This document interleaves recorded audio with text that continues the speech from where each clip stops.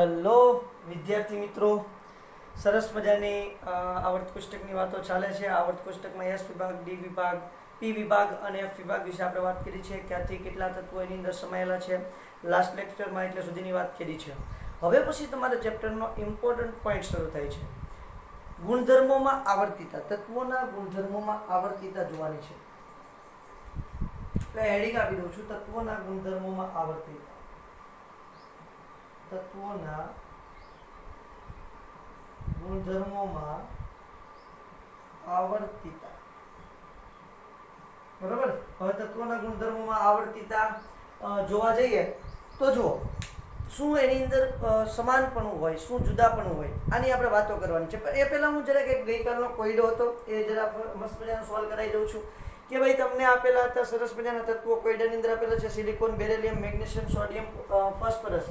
Silicon, beryllium, magnesium, sodium અને phosphorus. તમને કીધું છે કે આને તમારા ધાત્વીય ગુણધર્મોને આધારે ચડતા ક્રમમાં ગોઠવો. બરાબર છે. તો તમે આ રીતે આપણે આવર્ત કોષ્ટક જોવા જઈએ. સિમ્પલ નાનું તું સાદું સરસ મજાનું આવર્ત કોષ્ટક કરી નાખું. હવે જો અહીંયા સોડિયમ છે, બરાબર, અહીંયા મેગ્નેશિયમ છે, પછી અહીંયા બેરિલિયમ છે, પછી અહીંયા સિલિકોન લઈ લઈએ, પછી ફોસ્ફરસ અહીંયા લઈ લઈએ. બરાબર છે. એ કે બાકી રહ્યું ના, પાછા આવી ગયા. હવે આપણને ખબર છે ડાબેથી જમણી તરફ જાઓ એમ અધાત્વીય ગુણધર્મ વધે છે અને ધાત્વીય ગુણધર્મ ઘટે છે. બીજું, ઉપરથી નીચે તરફ આવો એમ ધાત્વીય ગુણધર્મમાં શું થાય છે તો કે વધારો થતો તમને જોવા મળે. તો આવડા જે તત્વો છે એને તમારે ધાત્વીય ગુણધર્મને આધારે ગોઠવવાના રહ્યા. તો સૌથી વધારે તો કોણ ધાત્વીય ગુણધર્મ ધરાવતો છે? એને. એનથી ઓછું Mg. બરાબર છે. આ તો ફિક્સ થઈ ગયું. આવી રીતે આવશે ફોસ્ફરસ, સિલિકોન અને બેરિલિયમ. કારણ શું છે તો કે જુઓ, બેરિલિયમ પછી સિલિકોન અને ફોસ્ફરસ છે. બરાબર છે. એટલે બેરિલિયમ કરતાં એના અધાત્વીય ગુણધર્મ કેવા હશે? વધારે હશે. એટલા માટે આપણે ડાબેથી જમણી તરફ જાઓ એમ અધાત્વીય ગુણધર્મો વધતા જાય છે. કેવા ગુણધર્મ વધતા જાય છે? અધાત્વીય. એટલા માટે બેરિલિયમને આપણે આગળ લેશું. Okay. Sodium, magnesium, beryllium, silicon ને ફોસ્ફરસ. ફોસ્ફરસ સૌથી વધારે અધાત્વીય ગુણધર્મ ધરાવતું હશે. તત્વોના ગુણધર્મોમાં આવર્તિતાની વાત કરીએ. હવે જુઓ, તત્વોને તમે જોવા જશો ને તો આ રીતે સિમ્પલ આવર્ત કોષ્ટક દોરી નાખું છું. આખું તો નથી દોરતો, પણ સામાન્ય સમજૂતી માટે દોરી નાખીએ. ચાલો, આવું આપણું સરસ મજાનું આવર્ત કોષ્ટક છે. હવે આની અંદર તમે જોવા જશો ને તો એના ગુણધર્મોની અંદર બહુ તફાવત જોવા મળે. સમજો કે આવર્તમાં ડાબી બાજુથી જમણી બાજુ તરફ જાઓ. આવર્તમાં ડાબી બાજુથી જમણી બાજુ તરફ તમે જાઓ તો તમને બહુ વિચિત્ર ઘટનાઓ જોવા મળશે. પહેલી ઘટના શું જોવા મળશે તો કે જો, એક તો સિમ્પલ કે ભાઈ એની પ્રતિક્રિયાત્મકતામાં શું થશે. પ્રતિક્રિયાત્મકતા એટલે બીજા તત્વો સાથે જોડાવાનો ગુણધર્મ. તો કે પ્રતિક્રિયાત્મકતા સમૂહ એકના તત્વની વધારે વધુ. આવર્તમાં વચ્ચે પ્રતિક્રિયાત્મકતા ઘટે છે અને પછી 17મા સમૂહ તરફ જાઓ તો ધીમે ધીમે વધીને કેવી થઈ જાય? મહત્તમ થઈ જાય છે. 17મા સમૂહમાં વધીને મહત્તમ થાય છે.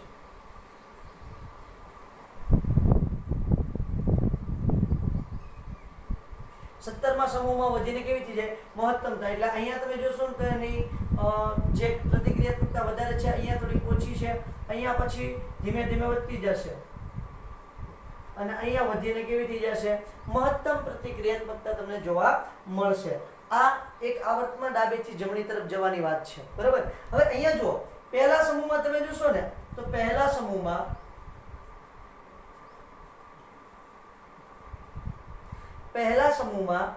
ઉપરથી નીચે તરફ જાઓ ને એમ પ્રતિક્રિયાત્મકતા વધે છે. ઉપરથી નીચે તરફ જતા પ્રતિક્રિયાત્મકતા વધે છે.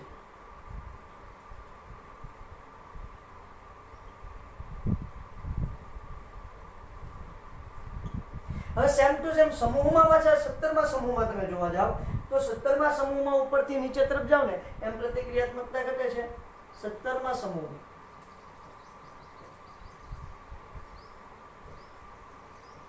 ઉપરથી નીચે પ્રતિક્રિયાત્મકતા શું થાય છે બાપુ? ઘટે છે.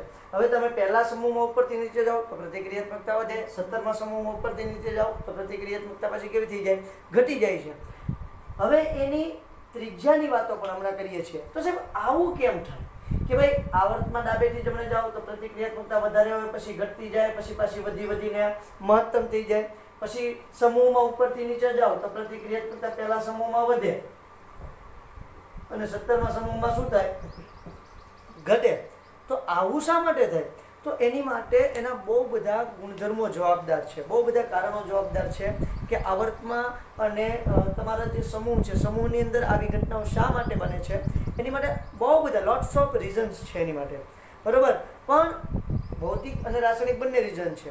એનું ઉત્કલન બિંદુ, એનું ગલન બિંદુ, બરાબર છે, ગલન ઉષ્મા, ઉત્કલન ઉષ્મા, પરમાણ્વીકરણ એન્થાલ્પી. જો કે એ બધી વાતો આપણે ચેપ્ટર નંબર 6 ની અંદર કરવાના છીએ, ઉષ્માગતિશાસ્ત્રની અંદર.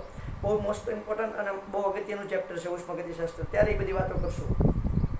અહીંયા આપણે એની જે વાતો કરવાની છે કે શા માટે આવું બધું બને છે, તો એની માટે કારણો જે જવાબદાર છે એમાંના આપણે અહીંયા કારણો ક્યાં ક્યાં ડિસ્કશન કરવાના છે. તો એક તો પરમાણ્વીય ત્રિજ્યા, બીજું આયનીય ત્રિજ્યા,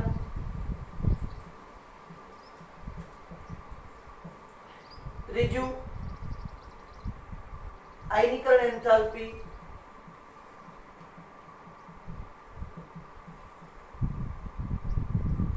ચોથું ઇલેક્ટ્રોન પ્રાપ્ત એન્થાલ્પી,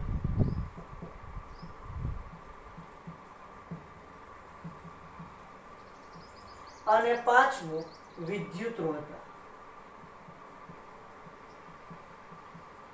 બરાબર છે. એટલી મેટર આપણે ડિસ્કસ કરશું એટલે શું થઈ જશે? અહીંયા આપણું ચેપ્ટર કમ્પ્લીટ થઈ જશે. બસ એટલી મેટર આપણે ડિસ્કશન કરવાની છે આવર્તમાં અને સમૂહની અંદર, અને બધી વાતો કમ્પ્લીટ. સૌથી પહેલા પરમાણ્વીય ત્રિજ્યાની વાત કરીએ છીએ. શેની વાત કરીએ છીએ? પરમાણ્વીય ત્રિજ્યાની. બહુ ઇન્ટરેસ્ટિંગ ટોપિક છે, બહુ મજા આવે એવું છે. અને તમે જોતા જશો ને એટલે તમને ખ્યાલ આવતો જશે કે ખરેખર શું બને છે. બરોબર છે. તો અહીંયા હેડિંગ આપી દઉં છું, પરમાણ્વીય ત્રિજ્યા. આ પૂછી નાખું છું જેને તમારી રીતે મસ્ત મજાનો સ્ક્રીનશોટ લઈ લો અને લખી લો. આવર્ત કોષ્ટકને ભૂસતો નથી, ભલે ગમે એવું ખરાબ છે પણ આપણે કામ આવે એવું છે. બરોબર. આપણે પેલી કહેવત છે ને, નહીં મામા કરતા કાનો મામા શું ખોટો, એની જેમ છે આ આવર્ત કોષ્ટક. આપણે એમ સૌથી સિમ્પલ છે પણ અહીંયા આપણે થોડું ઘણું કામ આવશે. વેલ, પરમાણ્વીય ત્રિજ્યાની વાત કરું તો સૌથી પહેલા તો તમને જણાવી દઉં, પરમાણ્વીય ત્રિજ્યા 3 પ્રકારની હોય છે. પરમાણ્વીય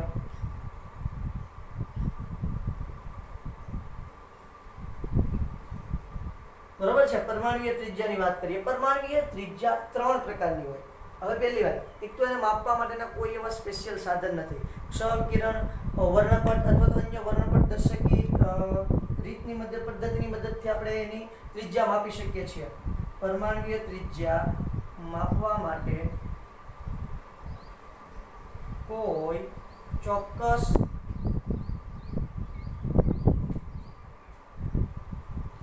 સાધનો નથી. તેને ક્ષ-કિરણ વર્ણપટ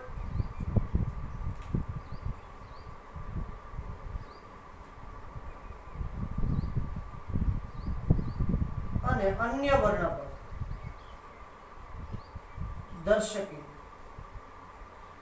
વર્ણપટ દર્શકી પદ્ધતિ થી માપી શકાય.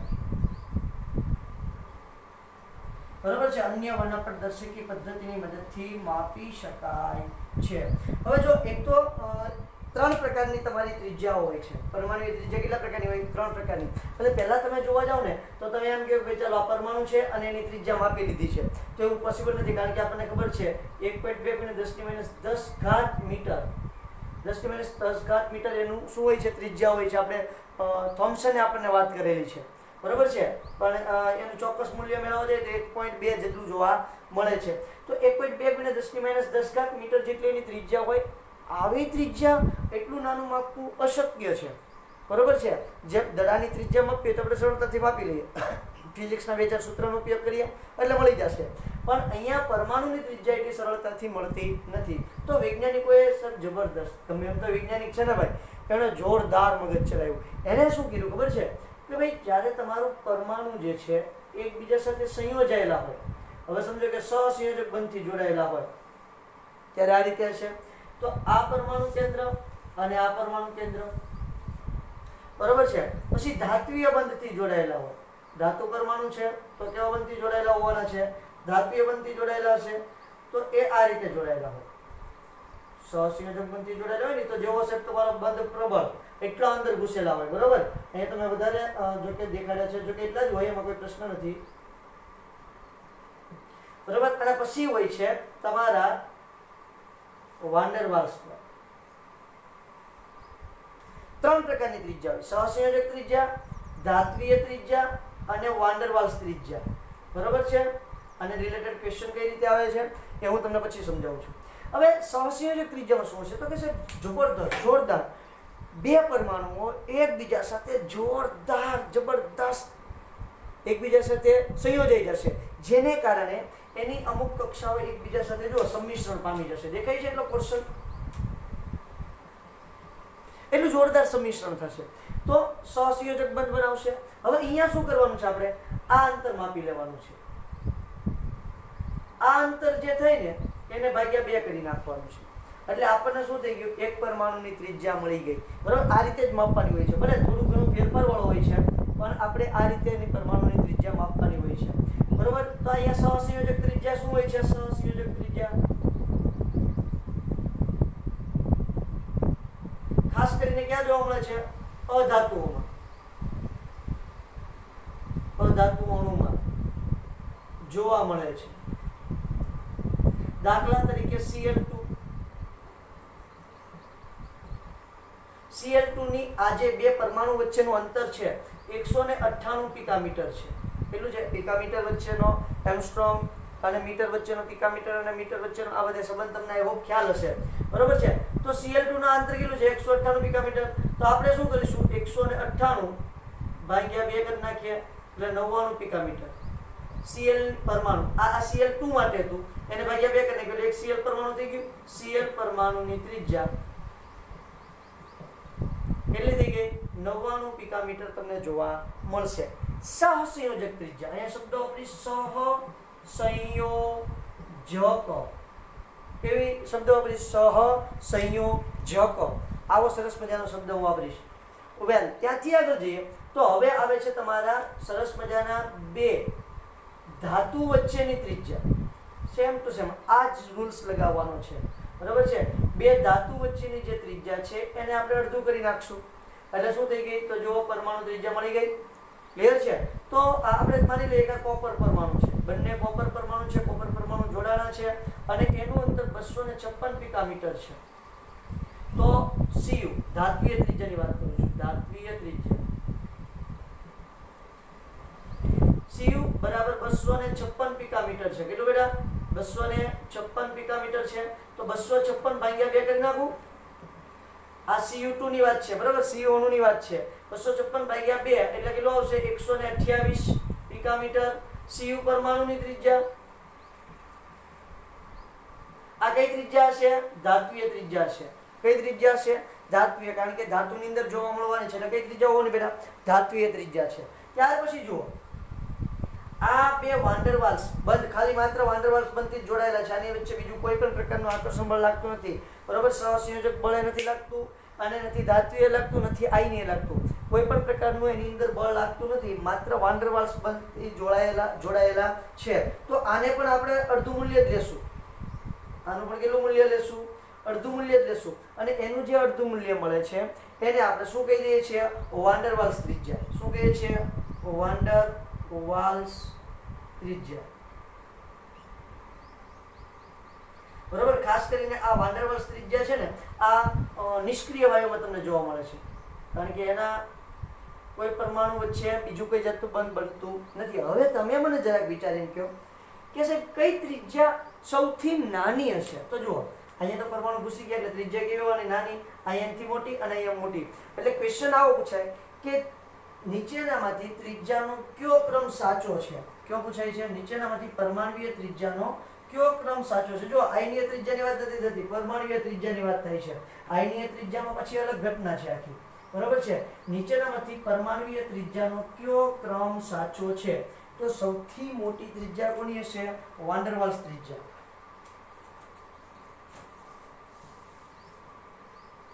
એનાથી નાની સહસંયોજક ત્રિજ્યા,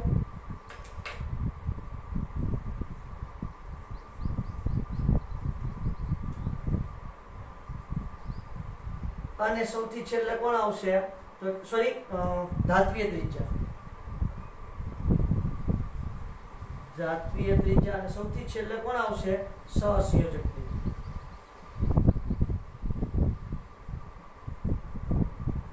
જો કે તો તમને એમ જ જોતામાં ખબર પડી જાય, પરમાણુ સહસંયોજક હોય તો એકબીજાની અંદર ઘૂસી ગયેલા હોય, એની કક્ષાઓ એકબીજા સાથે સંયોજાઈ ગયેલી હોય, ધાતુઓમાં માત્ર અડેલા જ હોય, બરોબર છે.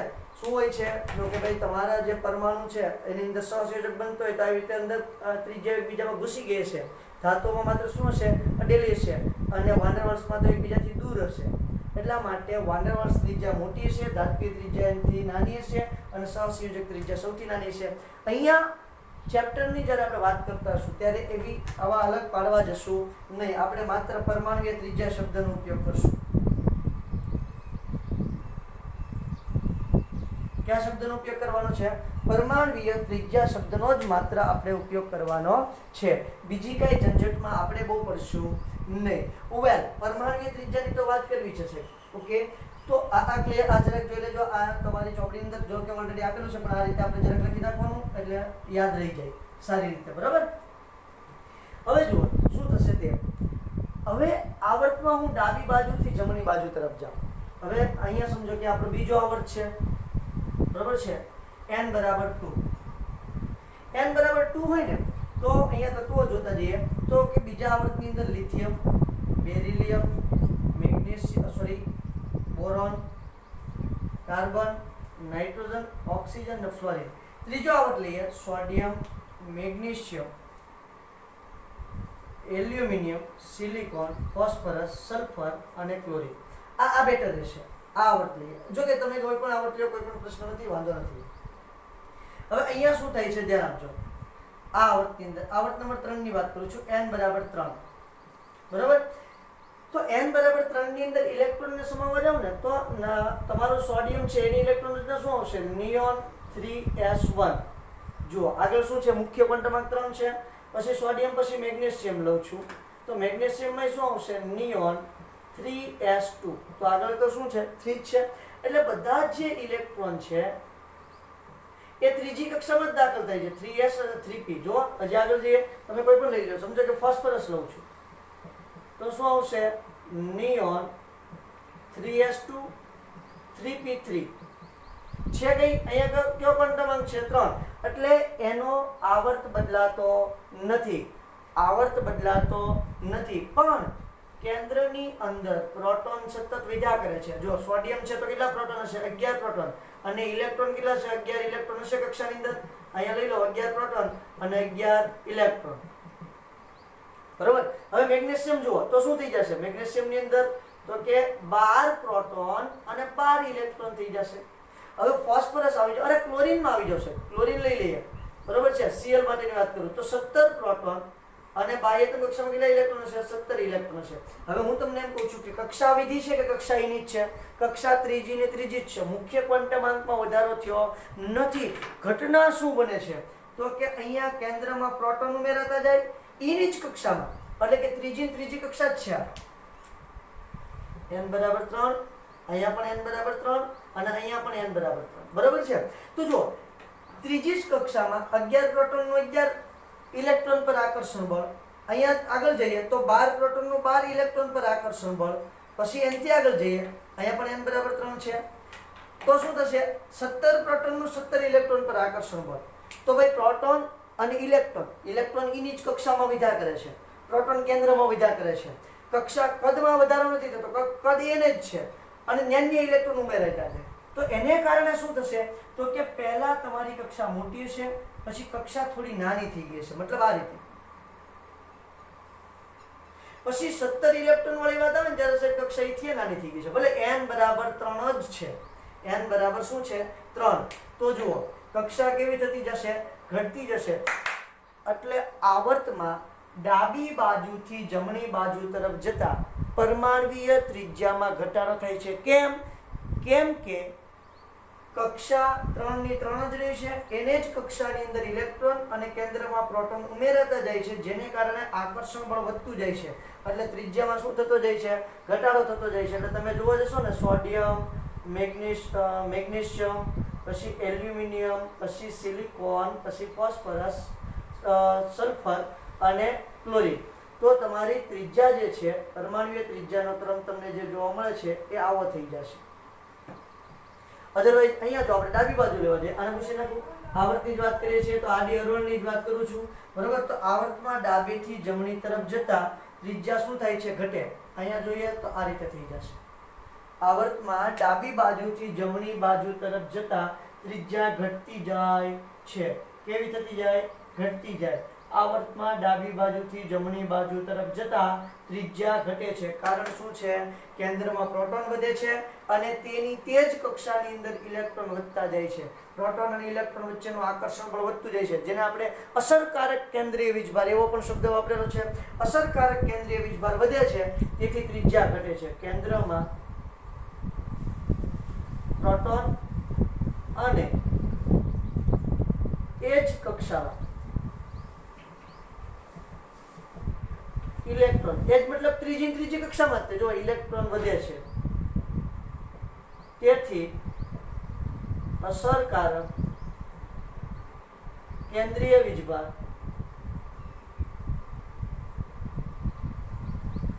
વધે છે. તેથી આવર્તમાં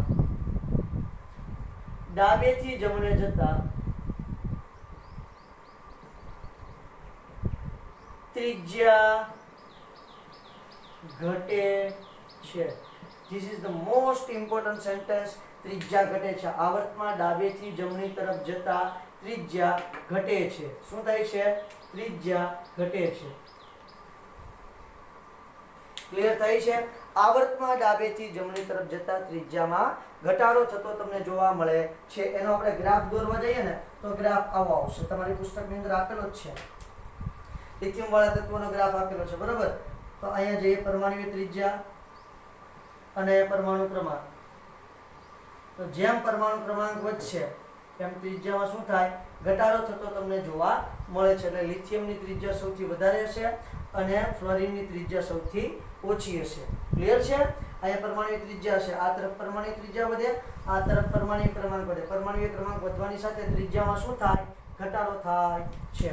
મગજમાં સાહેબ બેસાડી દેવાનું છે, ન બેસે તો પરાણે ઘુસાડી દેવાનું છે, બાકી એમાં ફરક પડવો જોઈએ નહીં. હવે આવીને આવી જ વાત હું સમૂહ માટે કરી નાખું છું. કોની માટે કરી નાખું છું, સમૂહ માટે કરી નાખું છું. પહેલા સમૂહના તત્વો લઈ લઈએ. હવે જો પહેલા સમૂહના તત્વોને હું ક્રમમાં લેવા જાઉં તો લિથિયમ, પછી સોડિયમ, પોટેશિયમ, રૂબિડિયમ, સીઝિયમ અને ફ્રાન્સિયમ છે, બરાબર. તો n બરાબર 2, n બરાબર 3, n બરાબર 4, n બરાબર 5, n બરાબર 6, n બરાબર 7. તો અહીંયા જો આ રીતે થશે, lithium, sodium, potassium, rubidium, caesium અને ફ્રાન્સિયમ. અહીંયા આ બીજી કક્ષામાં છે, આ ત્રીજી કક્ષામાં, આ ચોથી, આ પાંચમી, છઠ્ઠી અને સાતમી. એટલા પરથી તમને આઈડિયા આવી જ ગયો છે શું થશે. તો શું થશે, તો કે પહેલા જો લિથિયમ છે તો 3 પ્રોટોન, કઈ કક્ષા, પહેલી અને બીજી કક્ષા. બીજી કક્ષાની અંદર આપણે બીજી કક્ષા સુધી રાખીએ તો કક્ષાની અંદર 3 ઇલેક્ટ્રોન છે, બરોબર છે. પછી જો ત્રીજી કક્ષા લેવા જઈએ, ભલે 11 પ્રોટોન છે ભાઈ, પણ કક્ષા કઈ થઈ જશે, અહીંયા વ્યવસ્થિત રીતે જોતા જઈએ. સોરી, બીજી કક્ષા, બરાબર છે. બીજી કક્ષા n બરાબર 1, n બરાબર 2, n બરાબર 1, n બરાબર 2, n બરાબર 3. પછી આગળ જઈએ પોટેશિયમ. આ કોની માટેની વાત થાય, લિથિયમ. આ સોડિયમ માટેની વાત થાય છે. પોટેશિયમ માટે જોવા જાવ તો કેટલા પ્રોટોન હશે, 19 પ્રોટોન અને 19 ઇલેક્ટ્રોન હશે. પણ જો કક્ષા કેટલી છે, n બરાબર 1, n બરાબર 2, n બરાબર 3 અને n બરાબર 4. પોટેશિયમ ચોથા આવર્તમાં આવેલો છે. ચોથો આવર્ત મતલબ શું થશે? ચોથી કક્ષા. પછી રૂબિડિયમ લેવા જાઓ. આ રહ્યું રૂબિડિયમ. તો n બરાબર શું આવશે? રૂબિડિયમ ની અંદર કેટલા? તો કે 37 પ્રોટોન હશે. ડોન્ટ વરી, એટલે આપણને કોઈ પ્રશ્ન વાંધો નથી. 37 પ્રોટોન હશે, પણ કક્ષા કઈ હશે? n બરાબર 5. બરાબર? n બરાબર 1, n બરાબર 2, n બરાબર 3, n બરાબર 4 અને n બરાબર 5. હવે અહીંયા જો પ્રોટોનની સંખ્યા વધતી જાય છે. કેન્દ્રમાં પ્રોટોનની સંખ્યા વધતી જાય છે. કક્ષાની અંદર ઇલેક્ટ્રોનની સંખ્યા પણ વધતી જાય છે. કારણ કે 3 પ્રોટોન હોય તો શું હોવાનું? 3 ઇલેક્ટ્રોન હોવાના. 11 પ્રોટોન હોય તો 11 ઇલેક્ટ્રોન હોવાના. 19 પ્રોટોન હોય તો 19 ઇલેક્ટ્રોન હોવાના પહેલા. બરાબર છે? 37 પ્રોટોન હોય તો 37 ઇલેક્ટ્રોન હોવાના. પણ કક્ષાનો ક્રમ વધી જાય છે. બીજો, ત્રીજો, ચોથો. અહીંયા બીજો, ત્રીજો, ચોથો, પાંચમો. ઇલેક્ટ્રોન વધતા જાય, સાથે સાથે કક્ષાનો ક્રમ પણ વધતો જાય. એટલા માટેની ત્રિજ્યા કેવી થતી જાય? જુઓ, ઉપરથી નીચે તરફ જતા ત્રિજ્યામાં વધારો થાય છે. અહીંયા એટલે કે સમૂહમાં ઉપરથી નીચે તરફ જતા, સમૂહમાં ઉપરથી દરેક સમૂહ માટે લાગુ પડે, બીજા માટે લાગુ પડે, ત્રીજા, 15માં, 17માં, 18માં બધા જ સમૂહ માટે આ સેમ ટુ સેમ વાત લાગુ પડે છે. શું કહે છે? તો કે ભાઈ સમૂહમાં ઉપરથી નીચે તરફ જતા તેના પરમાણુ ક્રમાંક વધવાની સાથે સાથે પ્રોટોનની સંખ્યા કેન્દ્રમાં વધતી જાય છે અને ઇલેક્ટ્રોનની સંખ્યા કક્ષામાં વધતી જાય છે. પણ કક્ષાનો ક્રમ પણ કેવો થતો જાય છે? વધતો જાય છે. કક્ષાનો ક્રમ પણ વધતો જાય છે. એટલે અસરકારક કેન્દ્રીય આકર્ષણ બળ જે છે એ અંદરની કક્ષાના ઇલેક્ટ્રોન છે ને એ બહારની કક્ષાના ઇલેક્ટ્રોન પર બહુ લાગવા દેશે નહીં. તેથી ત્રિજ્યામાં વધારો થાય છે. આવર્તમાં ડાબેથી જમણે જતા ત્રિજ્યા ઘટે, સમૂહમાં ઉપરથી નીચે તરફ જતા ત્રિજ્યામાં વધારો થાય છે. રીઝન લખી નાખું છું, કારણ લખી નાખું છું. એટલે સુધી વાત આઈ હોપ ક્લિયર થઈ ગઈ હશે. બરોબર છે? તો અહીંયા સરસ મજાનું કારણ લખી નાખું છું કે અહીંયા એટલે કે સમૂહમાં ઉપરથી નીચે તરફ જતા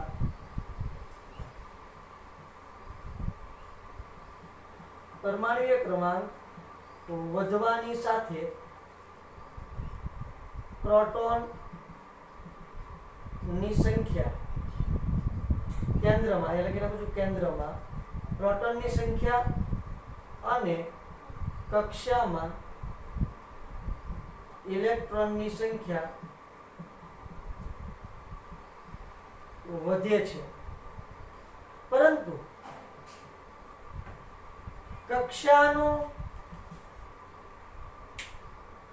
બ્લેક પેન થી ઇન્ડિકેટ કરું એટલે યાદ રહે. પરંતુ કક્ષાનો